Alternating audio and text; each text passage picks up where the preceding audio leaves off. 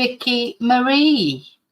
And thank you for being here with me. Good morning, good afternoon, or good evening, wherever you're watching from in the world. So today we are going to talk about Samantha Murphy, which is a case we've been following since right back in February when Samantha, this is Samantha here, when she went missing, just going for a run. She went for a run near her home in Ballarat, Australia, and just never came home.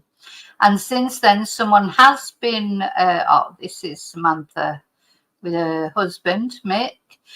Since then, someone has been arrested. Of course, Patrick Stevenson, a 22, 23-year-old tradie from the area. He was arrested, but he's not cooperating with the police. And basically, unfortunately, Samantha's body still has not been found. So the reason I'm doing a video about Samantha, I like to do, although there's been no news since her mobile phone was found not long ago, there's been absolutely no news since. There's been a couple more searches, but nothing seems to have, they still can't seem to find Samantha's remains. They're convinced she's dead. They've arrested this boy for murder, and it's just a question of, will he ever cooperate and say where she is? Anyway, on the 8th of August, if you're watching this video as it goes out, it is now the 3rd of August. So in just 5 days, Patrick Murphy's trial will start. Now, first of all, let me just say thank you to everyone, say my thanks as the banner. Thank you to everyone for watching, for subscribing. Thank you, a special thank you to my members. You can join my channel. It's only $4.99 a month. And for that, you get 2 lives every week on a Tuesday and Thursday, 2 dedicated lives to members. Also, you get to use the members' emojis, and it really helps to support my channel. Having said that, liking, subscribing, that's completely free. That is also a brilliant way you can support my channel. Leaving me a nice message, sending me an email. Thank you to those who've bought me a Ko-fi or sent a super sticker or sent a PayPal. People who participate in the chat. People who don't participate in the chat and just watch from home. In any way that you support my channel, thank you so very much. Okay, take my banner off now. So, and going back, just one more thing. Sounds like Columbo. Going back to Ko-fi. So my Ko-fi page, which you'll find on my on the home page of my channel, if you want to buy me a Ko-fi, but also there I have a Ko-fi shop, and I'm gradually loading up things, merchandise. A lot of people have asked about merch. Thank you to all of you that have bought merch so far. I'm gradually loading things up. There's only 3 things up on there at the moment, but I just wanted to show it you and let you know that if you are interested in merch, these 3 little angels, Elsie, Alice, and BB, bless. Anyway, I'm not talking about the Southport stabbings today. We're concentrating on Australian cases today. So thank you. And if you do want to look at merch, that's where to go, basically. Okay, so let's start with Samantha. So we covered Samantha's case from day one, haven't we? From absolute day one, when she went missing on the 4th of February, went off for a run and just never came back. So as I say, there's been quite a lot of progress in the case. Well, actually arresting someone and charging them with murder is progress, isn't it? But I know a lot of people are frustrated because poor Samantha's remains have not been found. She's not been brought home to her family to give them that final bit of resolution in this case. It's still that, it just must be awful thinking of her lying out there somewhere. Now, so I decided to do this because on the 8th of August, Patrick is appearing in court. I really hope that by the time he appeared in court, they would have found Samantha. They have been looking for her, but nothing seems to have. Well, they did find her phone and other things. And of course, the Australian police play things very close to their chest. We don't know what the substance is of the case against Patrick is. Hopefully we'll find that out as the trial starts. We don't know what evidence, why they arrested him in the first place. We just don't know all the details. And hopefully as the trial transpires, I mean, he's not under 18, he's an adult. So it should be, relatively, once it's, it should be relatively in the public eye once the trial gets going.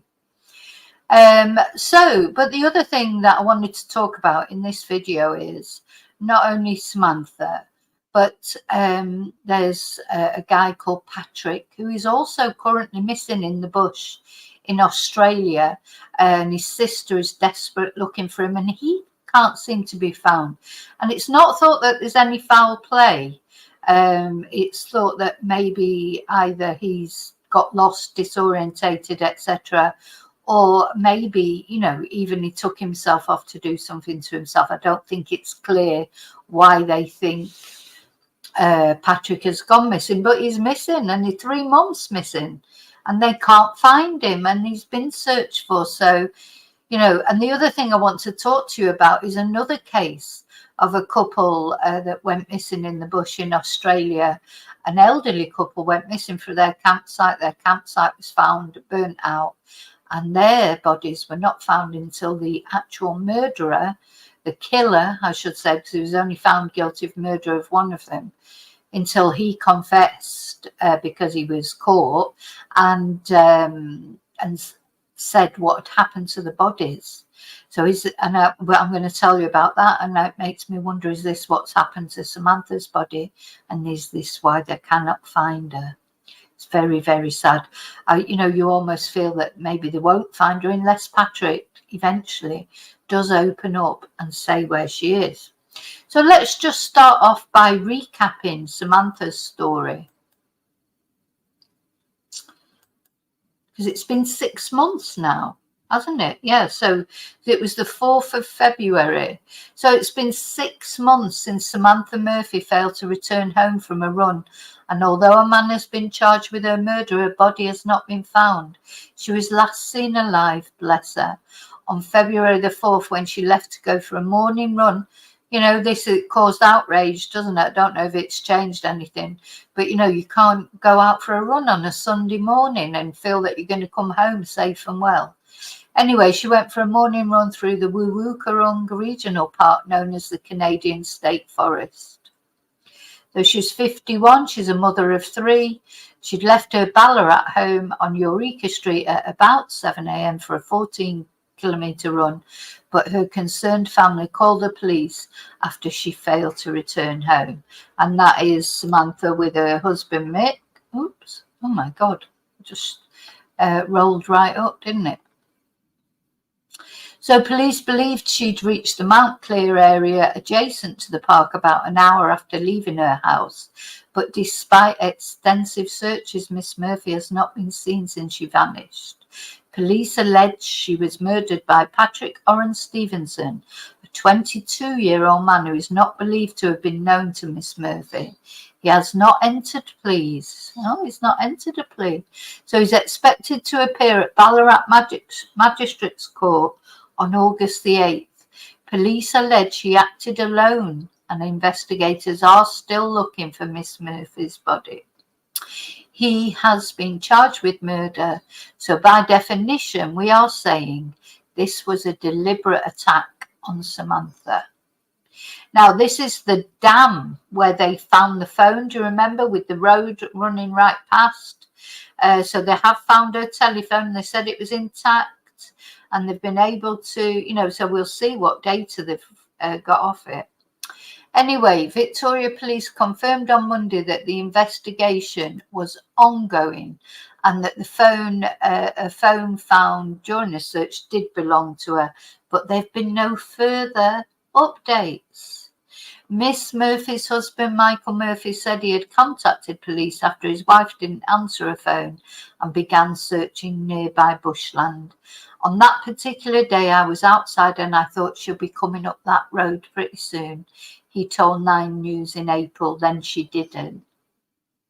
So I think when the phone was found, we all thought that she would be found pretty soon. Anyway, this is a timeline. February the 4th, she leaves her Ballarat home at about 7 a.m. for a run through the Canadian State Forest. She's reported missing after she fails to return home. And Victoria Police believe Miss Murphy reached the Mount Clear area about 8 a.m, according to phone data they obtained. Mr. Murphy said he would not rest till his wife was found, and he wouldn't wish it on anybody. He reportedly met his wife at a pub in Gordon near Geelong. She was very kind. She was kind, caring, loyal, and would always offer to help anyone at any time, he told 9 News. You won't hear a bad word about her. She was a good mother, caring and always providing for everyone. She was always smiling and happy, and we want people to remember Sam for who she was. Anyone who knows her knows what she's like. He then teared up and added, it's hard for someone so good to be gone from the community. So he spoke at a rally against men's violence, and he urged people to speak up if they see something that's not right. And that was in April. This was that very tearful press conference. This is one of Samantha's children, Jess, the oldest daughter. And they spoke to the media. And remember, Jess was very, very upset. It was a very emotional press conference. And that was in February, just after Samantha went missing. Mr. Murphy also spoke at a SNAP rally against men's violence in Ballarat after 3 women from the regional city were killed within 2 months. The victims were his wife, Hannah Maguire, and Rebecca Young. He urged people to speak up if they see something not right, and thank the community. There was also, of course, in March, there was a celebration to honour her life at the Eureka Stockade Memorial Garden. Many laid flowers, and a book was available for people to record their condolences. Also attending was Ballarat MP Catherine King, Eureka MP Michaela Settle, and Wendouree MP Juliana Addison. So this is National Missing Persons Week, apparently, or it was, and they said they've selected the theme of Always Searching for Her this year. And under this tagline, the Australian Federal Police are looking to shine a light on women missing for more than 3 months, which is that is considered long-term missing, followed increased community attention on violence against women.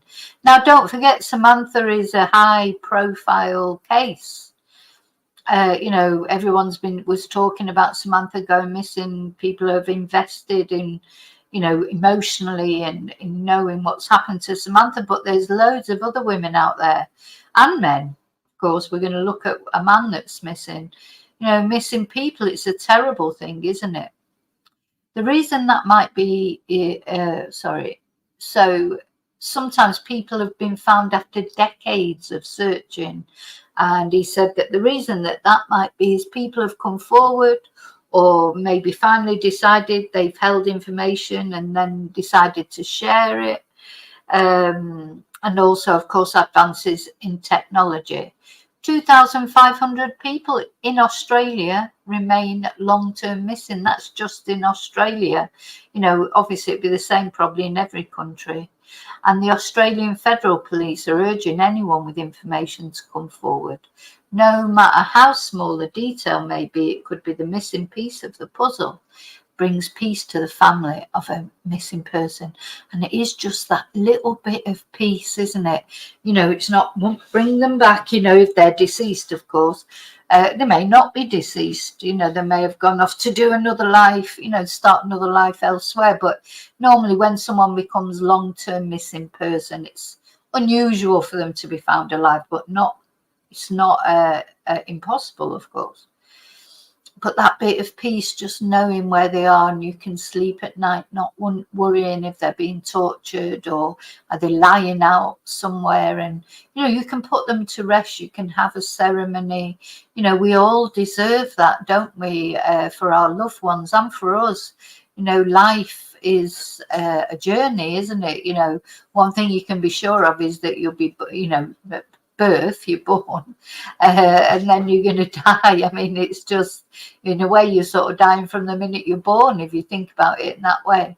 But you know, of course, some people will lose. Sometimes it's in the natural scheme of things, isn't it? You get old and you die, and you know that's. And other people have to bury their children, you know, which is awful. Or bury someone like Samantha, who is, well, you know, they'd love to bury her, I'm sure, rather than just think of her out in the bush somewhere. You know, if she is deceased, they want to bury her with respect. They want to say goodbye properly. So yeah, that's just a little revision, if you like, of the Samantha Murphy case that we've covered extensively. But, you know, it's difficult to, you know, I've tried to keep Samantha's name every now and again, do a video about Samantha, but it's quite difficult sometimes if there just is no news, you know. That's difficult to keep going, if you like. But yeah. So now what I want to look at then is a case that I saw on my favourite YouTube channel, which is That Chapter, and they covered it. I don't know if it was recently or just a video came up about it, but it was a video that I hadn't seen before. Now, this is a case of Russell Hill and Carol Clay. And this is a very intriguing case because these are quite an elderly couple who were having an affair. And Russell used to go off camping. You know, his wife thought he was on his own, but he wasn't. He would be meeting Carol Clay. And Carol Clay is his childhood sweetheart. And apparently they met up again later on in life, started having an affair. She was married, he was married. She divorced her husband, and he, you know, he decided not to divorce his wife in the end for whatever reason. Anyway, but they continued having this affair, and they went off camping and they disappeared. And their campsite was found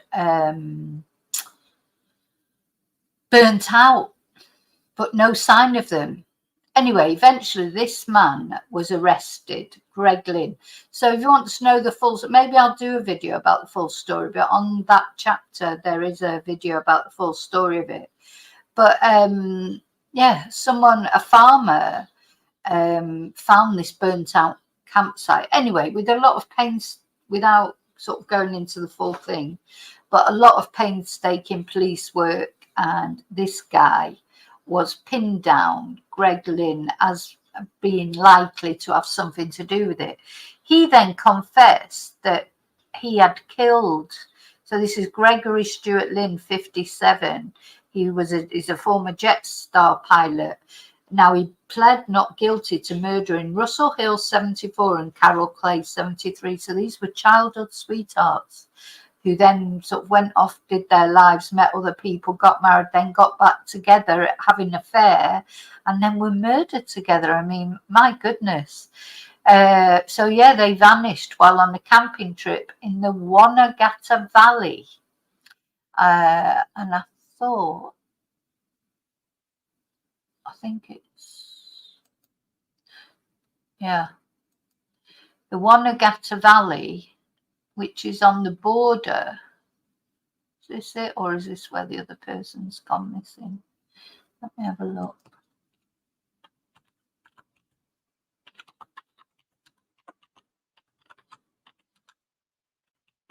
As you know, my geography in general is not very good, but it's certainly not very good for you know, Australian geography. Let's see. Yeah, it must be Must be a popular place for campers. Let's see.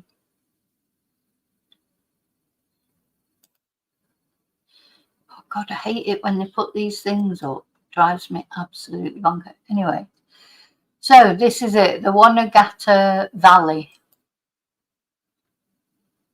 I can't see where it is in the. Don't know where it is in aspect to the rest of Australia, but it seems it's a popular place for camping. You know, there's a lot of beautiful places in Australia, isn't there? A lot of these, you know, it makes you worry, doesn't it? Because there's these bloody, you know, because of course they're quite isolated, aren't they? So, you know, you'd be worried, wouldn't you, to be out there so isolated, wouldn't you? But anyway, let's go back to the story. So anyway, when they find this was the burnt out campsite, yeah, that's what all that was left when they but the two the couple had disappeared. Anyway, it turns out what the guy had done, he said that he'd had a dispute with the couple, and he had the Russell, the guy had tried, was it called Russell? I think so.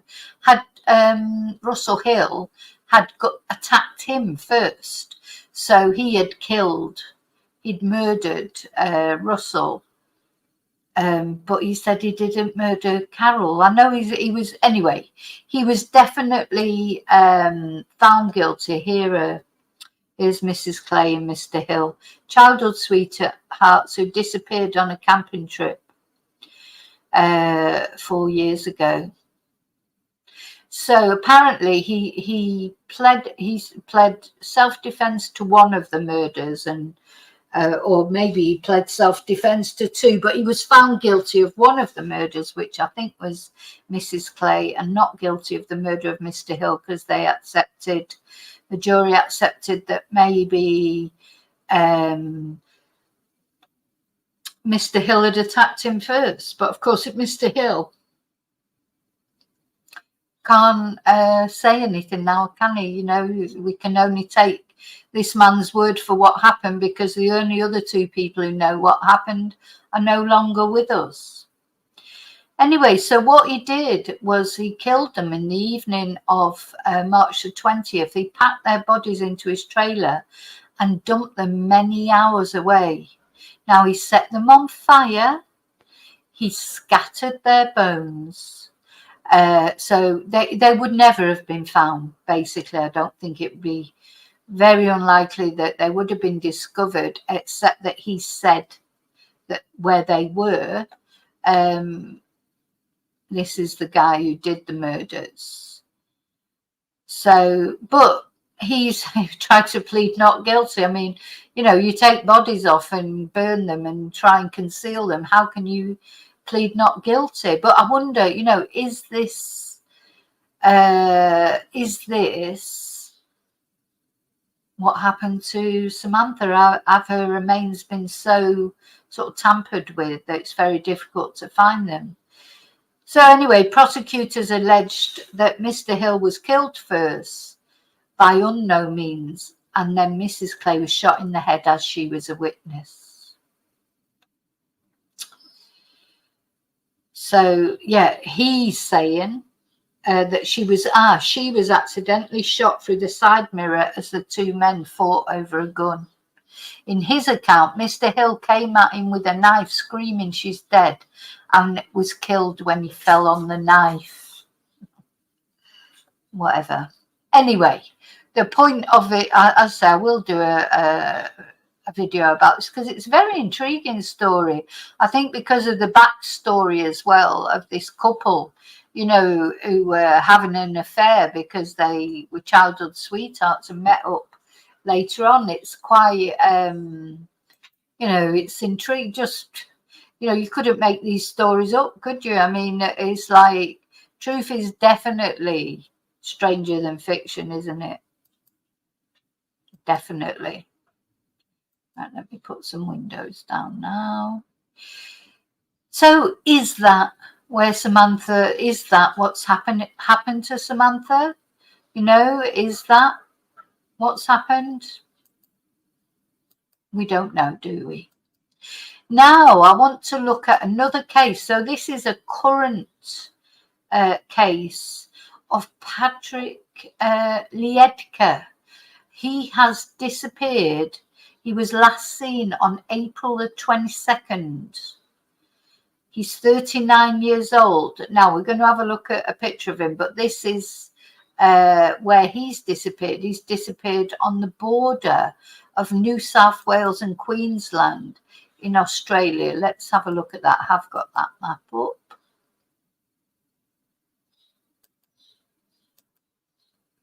Yeah, so this is where he's disappeared, along this border somewhere.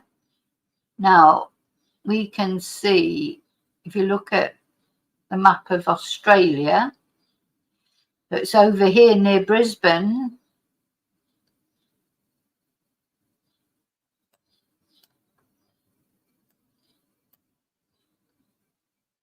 Let's just get back to the, somewhere along this border.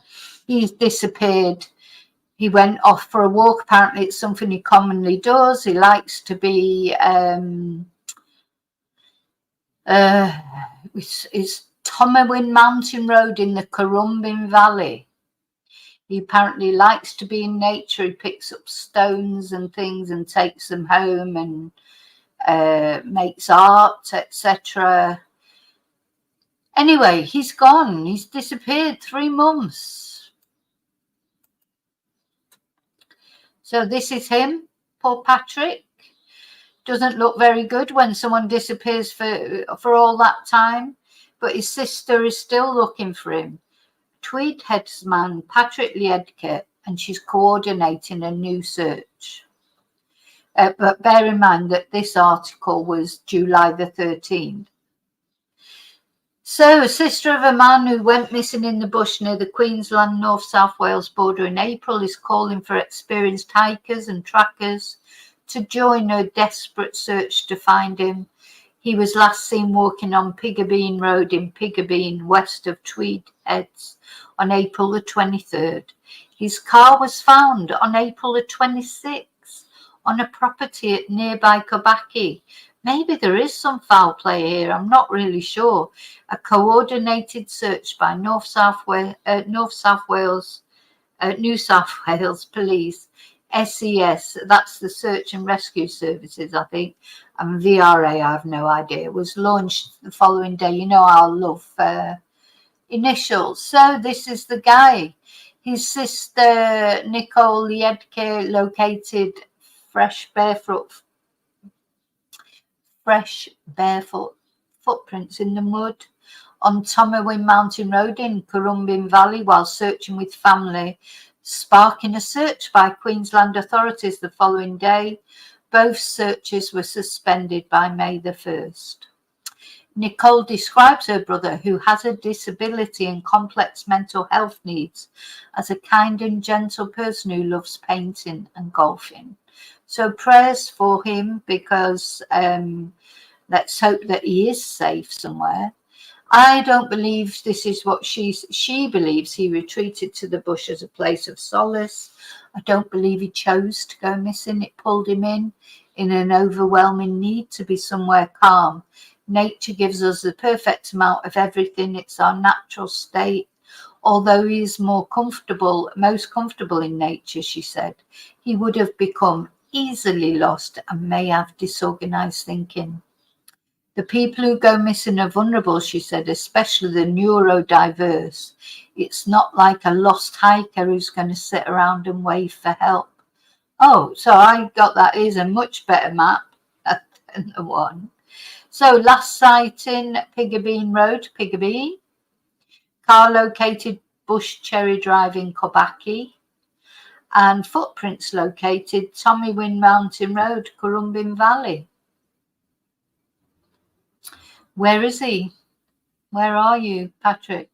She said Google account activity from his phone suggested he may have tried to use Google Maps to orientate himself. And the last person to see Patrick was a farmer who saw him emerge from the bush covered in mud and looking disorientated. He said, "Are you okay?" And my brother did not respond. He kept walking down Piggerbean Road. He was still so close to his car then.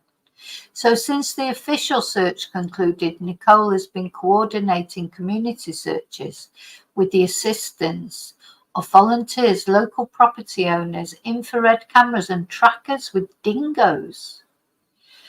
She believes the coordinated searches by authorities were insufficient given the size of the search area and the rugged nature of the terrain, and were hampered by the invisible border between states. I think the problem is, in these vast areas, you can only do a little bit at a time.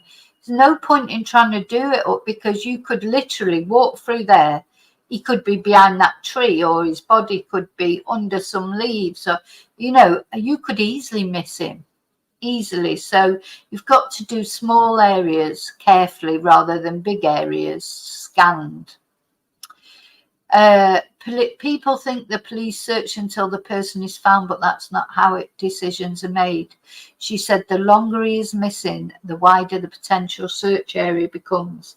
I'm tired. I've been walking every day, searching, door knocking, driving round. I'm never going to stop looking for my brother. So anyway, there's been, I'm on her Facebook page, or on the Facebook page for finding him. It said he's described as Caucasian, 183 centimeters tall, solid build, brown eyes, brown thinning hair and a bushy red-brown beard. And his appearance may have changed due to time spent in the bush. He cannot have survived in the bush for 3 months. I'm sorry. Don't believe that he can. Just don't believe it. Unfortunately, I'd like to think he had. He had survived, but how can you think that he had? There he is. There's a picture of him. Patrick, where are you? Where are you? So yeah, apparently the police told her they could not resource a full-scale operation without fresh evidence to narrow the search. Where do you start? But since then, she has been out every day scouring bushland. I think if she comes up with something or anyone finds anything, then the police will go out and search. But they won't just go out and search anywhere. So now drones have been used, and this shows you where the drones have gone. There's also, I'm going to show you some thermal imaging that's been taken. Anyway, she has strong hopes her brother's still out there, though this was quite early on. I don't know if she still feels like that, but she said, I believe that if anyone was missing, if you were missing, if one of your family was missing, you'd hope that no one would give up on you. No one would stop searching for you, she said. He is my little brother. My job is to protect him, and I'm always going to be searching for him. We have power as people. We see a lot. So it could just be a stroke of luck that you could see him. So this is his sister. It always looks so beautiful. Look how beautiful it looks. Of course, it's cold now, I suppose, in Australia. We're in the winter now. So, it just looks so beautiful, but it just hides so many tragedies, these bushes and the bush, doesn't it? So she described him as a gentle giant who loved to paint, had been involved in team sports and studied engineering. This is some of his painting. Oh, quite like that. It's a doggy, isn't it? 2 doggies, is it? Anyway, nice. So Queensland Police Sergeant Bo McNamara has been assisting with the search on his days off, and he returned in a professional capacity on Thursday after some promising signs of life the night before. Volunteers had reported seeing some footprints in a stick hut on private property off Currumbin Creek Road in the Currumbin Valley. I'm just doing everything I can, tracking through the mountains and whatnot, Sergeant McNamara said. The community is rallying round the family. Obviously, it's a tough situation to go through, and so we are just throwing in as much support as we can. Oh, and this search and rescue expert, we're going to have a look in a minute, he's volunteered the use of his thermal drone, which is used to detect heat. Oh, this is a footprint believed to be his. Has he got no shoes on? Oh, God, why do they always go missing with no shoes on? I'm not sure if he has no shoes on or not. Anyway, Mr. Benfield said it was tough terrain and it was a large search area. The recent footprints are a good indicator of where he may have been. Family friend Kay Ball has also joined the search.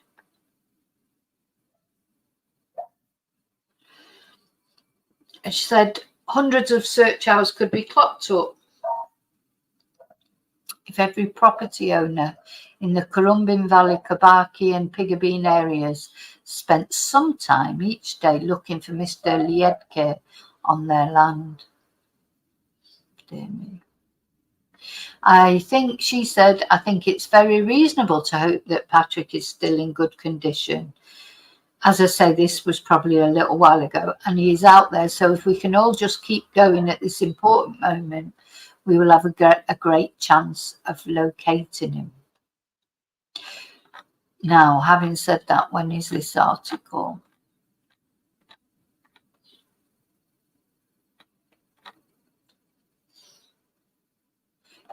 9th of May. So let's have a look at this thermal imaging.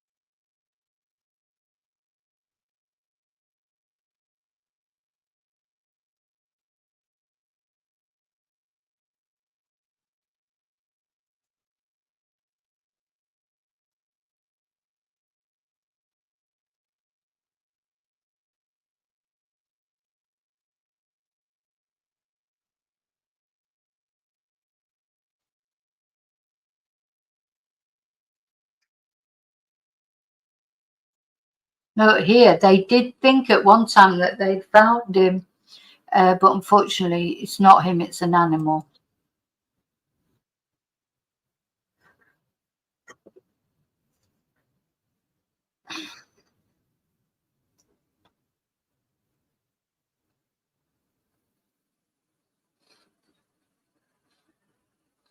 Gosh, it's amazing really though, isn't it?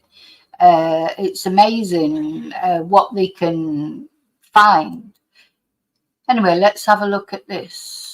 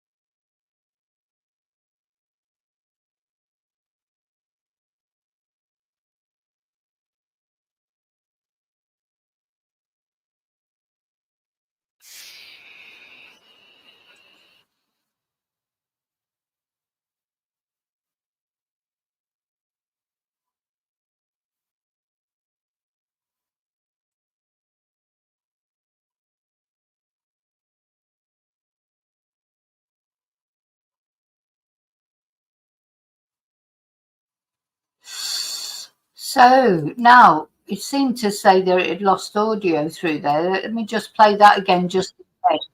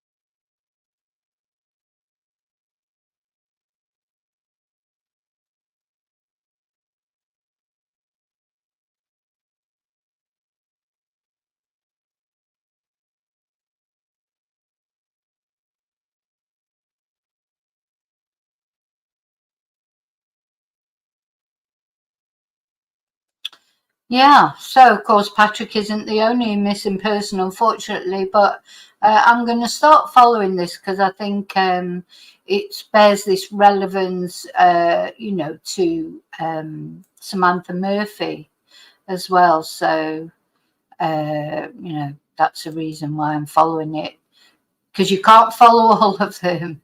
It's awful because you want to follow them all, but you just can't. Okay, so I want to see some good news here. So these thermal drones. I want to show you this video that shows you how a dog was found. A missing dog was found with these.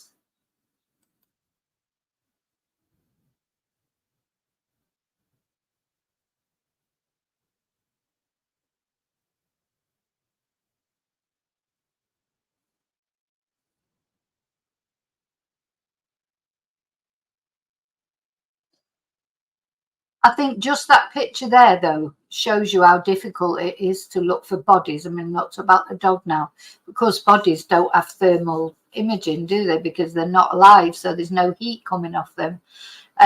How just impossible to search these places, isn't it?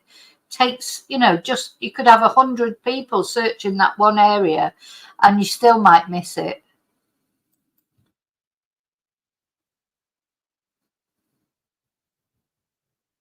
Oh,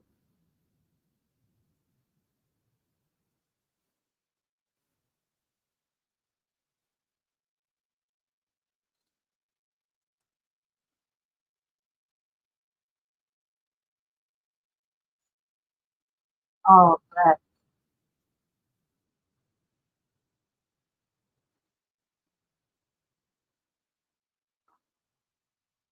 Oh, bless.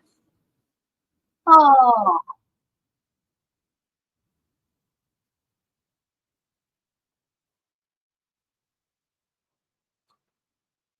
God. Oh, Lord. I hope it's learned its lesson. Probably not.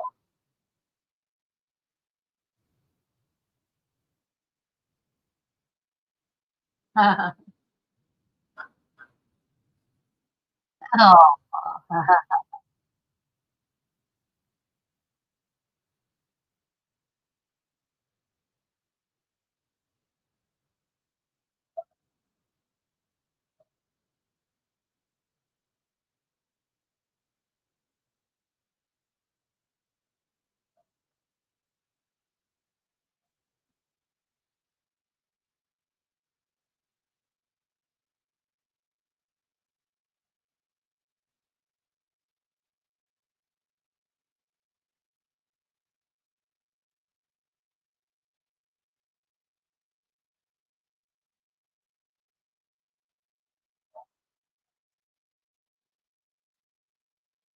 Oh, ah, that's interesting. As you said, don't think that just because you shout out they don't come, that they're not close by. They're perhaps maybe just scared.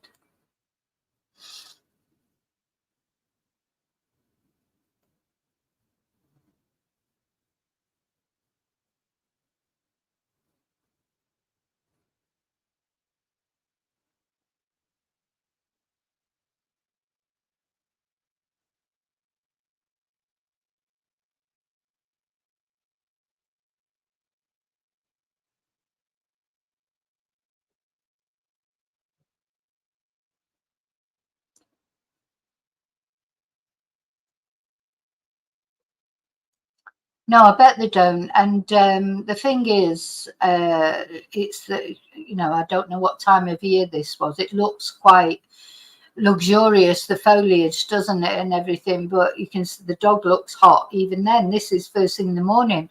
How would it get through another day? I mean, it could probably only last 3, 4 days at the most without water. Um, so it's such a, oh my God, it's such a relief that that dog's been found. Oh,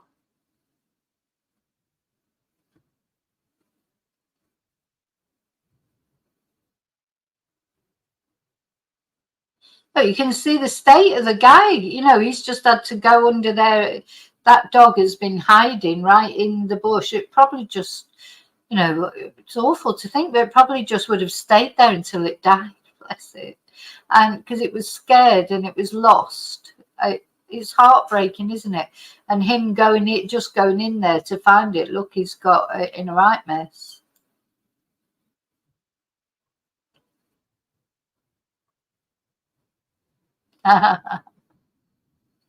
Oh, oh,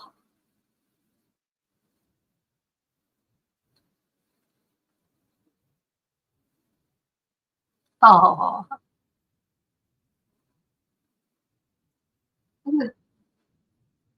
Oh, you can see where it's been in the bushes. Oh,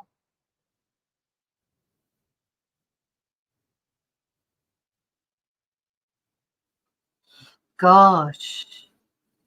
So yeah, it's terrible terrain, isn't it? Good for that guy with his bloody drone. Oh my God. Okay. Have I got one more video, I think, to show you? So let's hope and pray that Patrick is found soon. I mean, of course, we're still hoping that Samantha's remains will be found. But we will keep an eye on sorry, that's the wrong one. That's not the one I wanted to show you.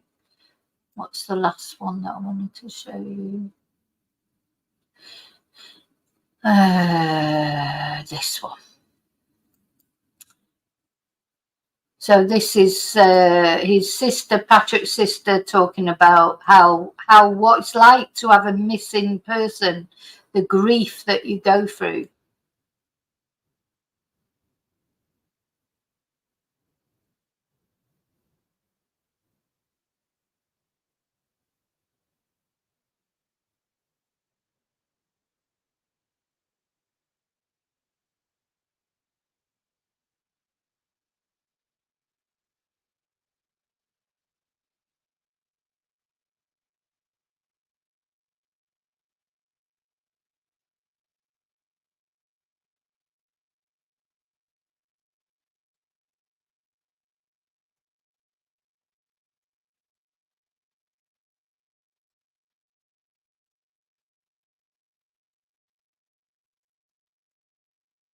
Oh,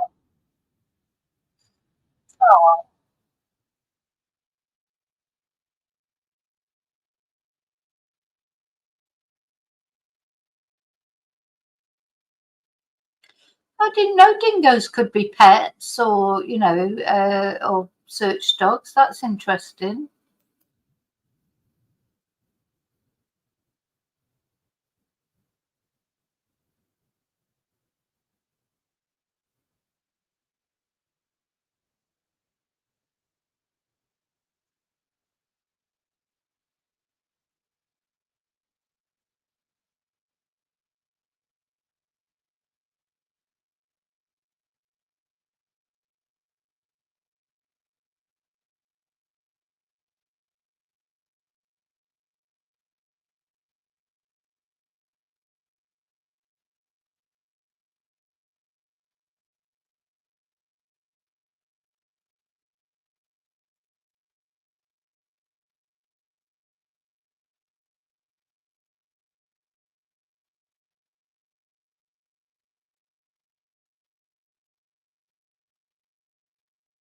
Yeah, real people.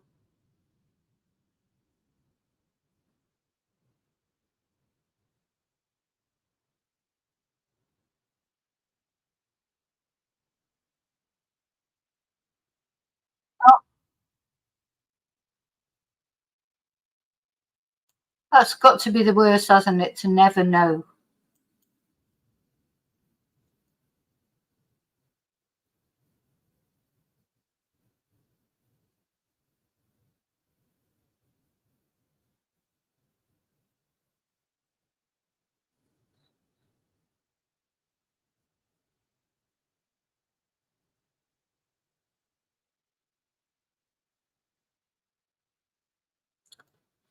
Yeah, this is another case that needs looking at some point. People have pointed this out to me when I was covering Samantha Murphy, and I just haven't got around to it. But Sandrine Jordan, she's another one.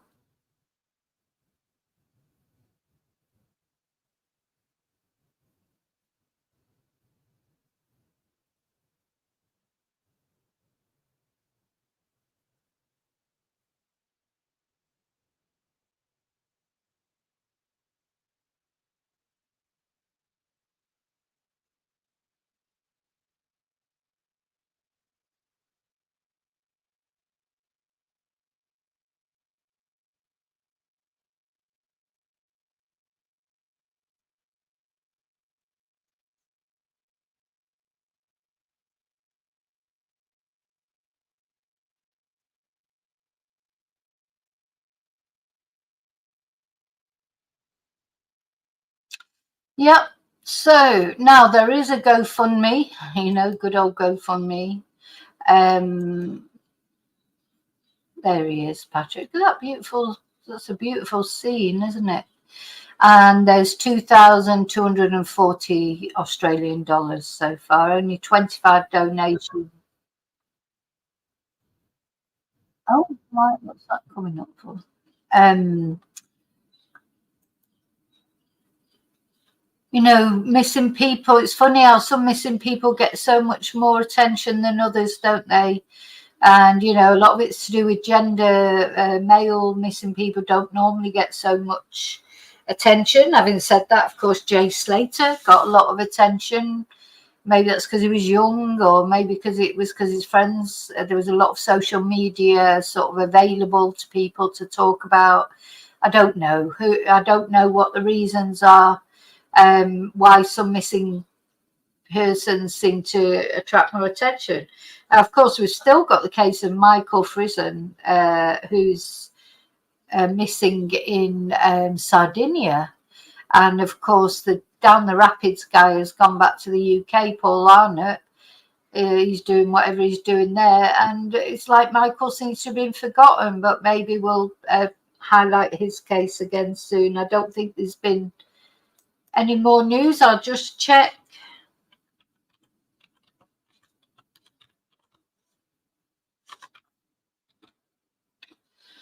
As far as I know, there's no news. No.